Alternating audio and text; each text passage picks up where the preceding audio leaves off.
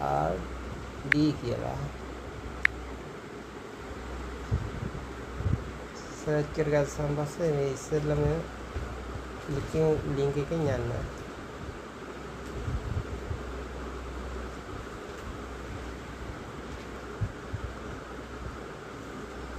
ඊට පස්සේ මේ වගේ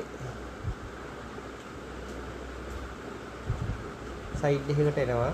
ඊට පස්සේ ඔයාලට තියෙන්නේ මෙතන යට තියෙනවා අතර සර්විස් එකේ යටතේ verify IRD register කියලා නිල් පාටින් එතන ක්ලික් කරගන්න. ඊට පස්සේ මෙතන තියෙනවා verify register කියලා මේකට අයිනෙම ටික් එකක් දාගන්න.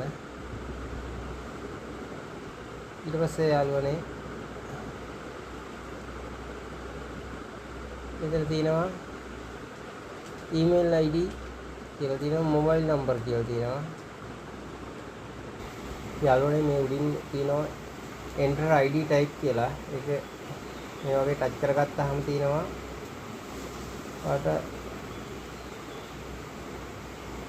ID තියෙනවා passport add කරන්න පුළුවන්. NIC කියලා identity passport තියෙනවා. driver license එක පුළුවන්. මෙතන type කරගන්න.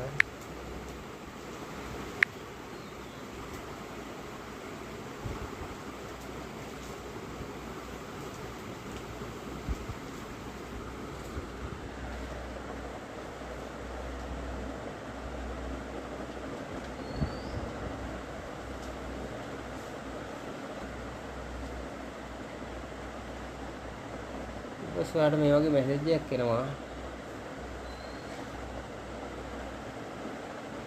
ඕකේ කරගන්න. ඔයාලට මොබයිල් එකට මේ වගේ මැසේජ් එකක් එයි. සර්ච් කරගන්න. එතන තියෙන සර්ච් කියලා මෙහා පැත්තට OTP verify successful කියලා තියෙනවා. ඕකේ කරගන්න. app search කරගන්න. මෙන්න තියෙනවා ඔයාලගේ PIN number. මේ විදිහට PIN number එක ගන්න පුළුවන්. ඔයාලා try කරලා බලන්න.